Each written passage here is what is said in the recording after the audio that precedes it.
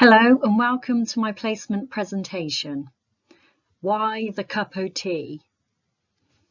So, what do OTs do again? This was a question that I was asked approximately 3 weeks ago on this placement, so it's for this reason that I thought it would be a great idea to choose this topic as my service improvement report and hopefully as an informative resource for newly appointed OTAs or HCAs. I will use Adam as a case study in which to apply why the cup OT, psychosis, and I say psychosis because the focus would be quite different within a different setting, for example in a fall setting or dementia. Also, this coincides with OT week and looks to promote occupational therapy and asks why did you want to become an OT, which I will attempt to answer at the end.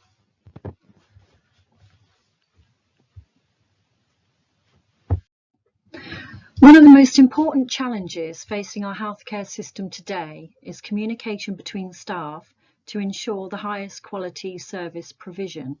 It's important to build and sustain relationships in order to achieve more collaboratively than one can do alone. It's apparent that the role of occupational therapy is sometimes misunderstood and somewhat difficult to define, even for occupational therapists. Many times I've been asked, so what do OTs do again? Or OTs are the therapists that are always asking people to make tea? Or possibly, will the OTs be running an art group because Adam is bored? The term occupation can sometimes be misleading, and often people regard it as a profession that helps people to find jobs. Occupation, however, is used to mean all things that people want, need, or have to do, including sleep and rest, say. It refers to all aspects of actual human doing, being, becoming and belonging, and is everything that people do to occupy themselves. Activities are things that people do to occupy their time and attention, meaningful and purposeful. One of the aims of occupational therapy is to analyse the activities that bring meaning to our clients' lives, which we call occupations. The ability to analyse activities is fundamental to the practice of occupational therapy. Therapists can then understand the demands placed upon the person carrying out the activity. For example, this would be sequencing, timing of steps, body functions used, and performance skills. Okay, so meet Adam. Adam has been admitted onto the ward, rehabilitation ward. Adam's 22 and previously lived with his mother and siblings prior to becoming unwell.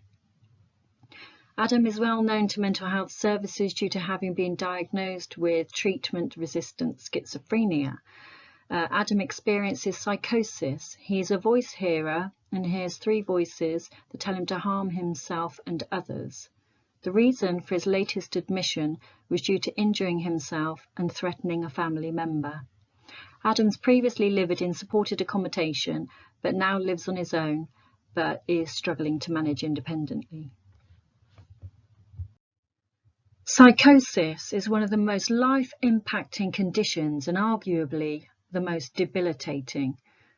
This being in terms of poorest lifelong outcomes, greatest variation in access to care, and highest resultant costs. When admitted to hospital, Adam is likely to lose a degree of autonomy resultant of this condition. A patient will resume a sick role, adapting to various aspects of the ward regime, doing whatever is required without question.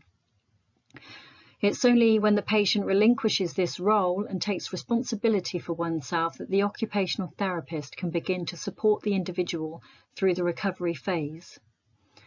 Avoiding a generalised approach to care can be problematic within the inpatient settings. Wherever possible, skills training and interventions relevant to the environment are key. It's therefore so important to raise awareness and provide a range of information for newly appointed staff working within a health and social care setting such as this. So here the OT team are guided by the model of human occupation, MOHO process that looks to address 3 practical concerns. how occupation is motivated and organised into routines, how occupational therapy enables people to engage in meaningful occupations, but also what happens in the face of these impairments. OTs working in an acute patient unit need to employ more rapid assessment of needs and goal setting in order to prioritise key problems quickly. They will look to provide short-term interventions that can take into consideration the long-term functional needs of a client. Within a rehabilitation setting, therapists can employ a longer-term approach. Increasing client independence and autonomy is a keystone of the rehabilitation process.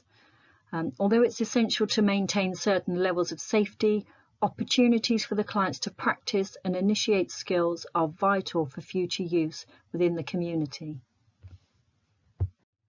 So what does this mean for Adam? Well, the OT must get to know Adam and gather further information. Information can be gathered from various sources such as written notes, liaising with the multidisciplinary team, family members and carers.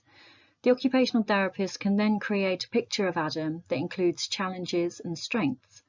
As a more holistic picture of Adam is created, more specific questions can begin to emerge. For example, can Adam identify personal interests? How is Adam managing roles and daily routines? Does Adam have a supportive social environment? We can then begin to create a holistic picture of Adam's difficulties. He has basically a chaotic way of dealing with time, difficulty sleeping, needs prompts to carry out some activities, presently chooses not to engage in group work. He can be impulsive regarding spending money. He has interests such as gaming, however this could be contributing to his difficulty sleeping due to gaming throughout the night.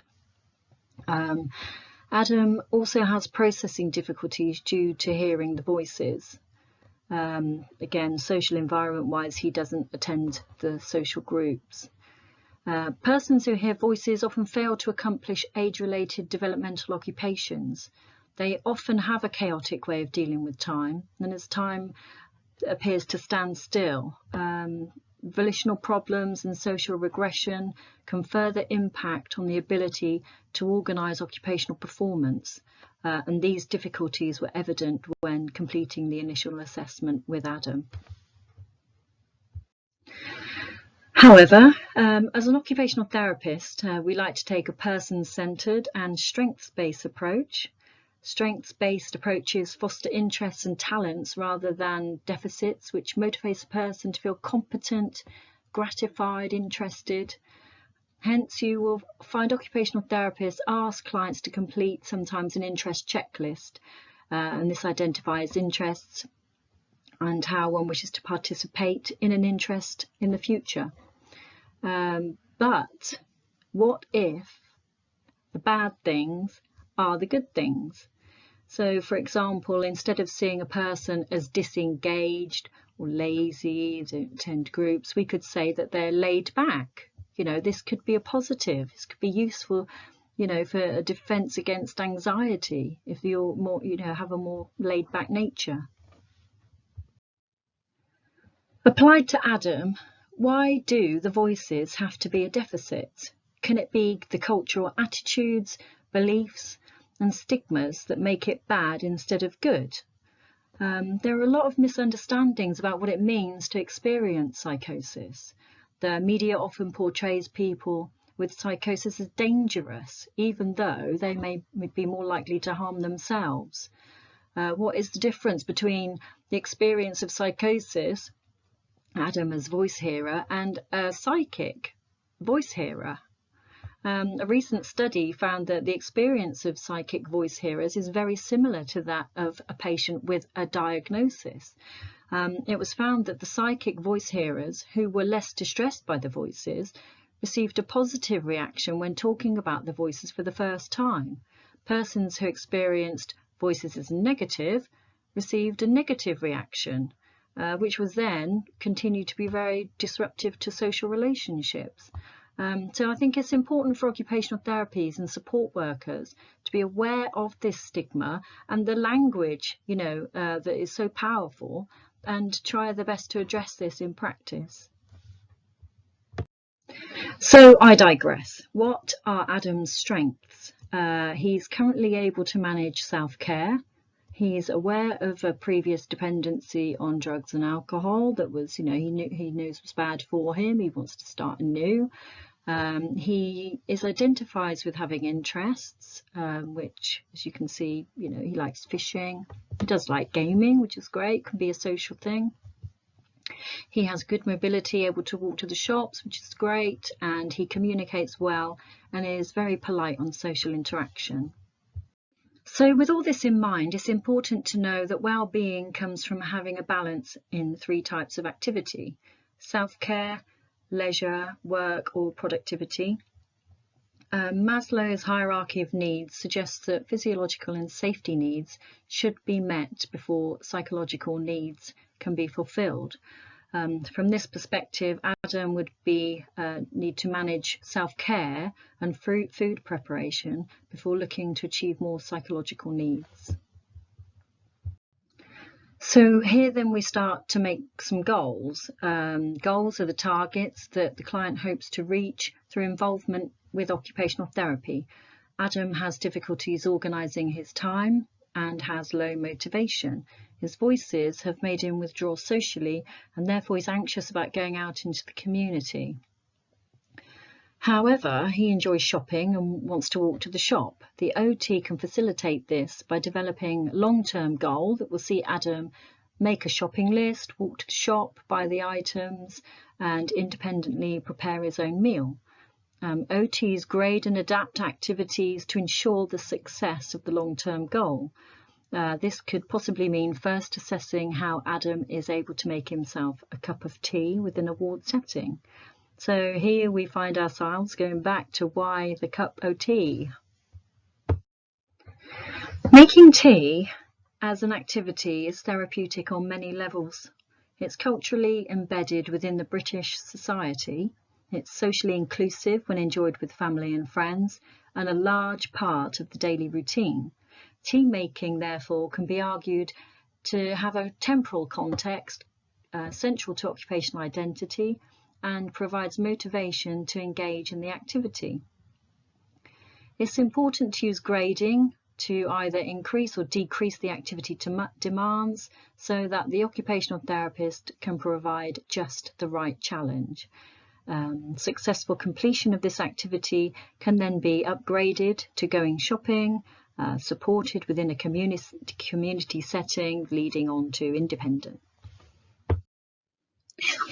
As previously stated, psychosis is one of the most debilitating conditions within the mental health setting. Due to constantly hearing voices in the background, daily life is much more difficult. This is associated with numerous functional limitations that can lead to occupational performance deficits. Sequencing errors, repetitions, and omissions can be evident when completing daily tasks. Therefore, at first glance, the activity looks simple and straightforward, but for Adam it can be a challenge. There's a real risk of sequencing errors, such as forgetting to put the water in the kettle before turning it on. And regarding a cooking assessment, you can imagine the risk when omitting vital steps or becoming distracted completely. So to raise awareness for how Adam would carry out this task, this is what it would be like whilst he would be making a cup of tea. So, with real risk, how do we manage the risk?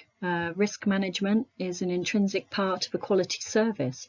It's a process of identifying and reducing the likelihood and impact of any kind of incident that might cause harm. However, occupational therapists need to enable individuals to achieve their full potential, which requires us to embrace and engage with risk. Regular care planning reviews and risk assessments are carried out on a regular basis with clients, care coordinators, and with the multidisciplinary team. So, well, there you have it.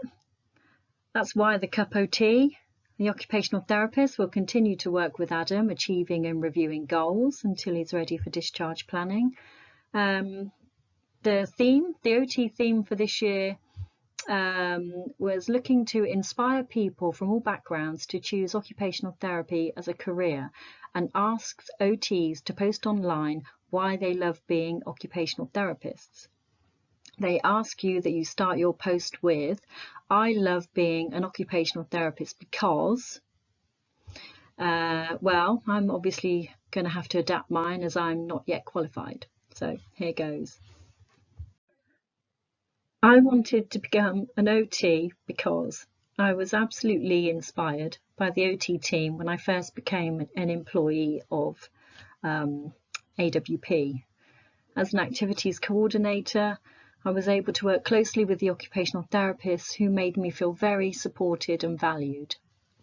I love the person-centred and holistic approach to care that is fundamental to OT practice. I love the amazing tool set that they have in their armoury, tackling physiological, psychological and sociological problems, which enables them to work in such diverse settings. But I think most of all, I was inspired by this OT who encouraged me to go back to university and study for a second time at 45. She's supported me throughout my journey, and it's for this reason that I painted her portrait, adding her to the gallery at NHS Portraits for Heroes, and she's the reason that I wanted to become an OT. Thank you. These are my references.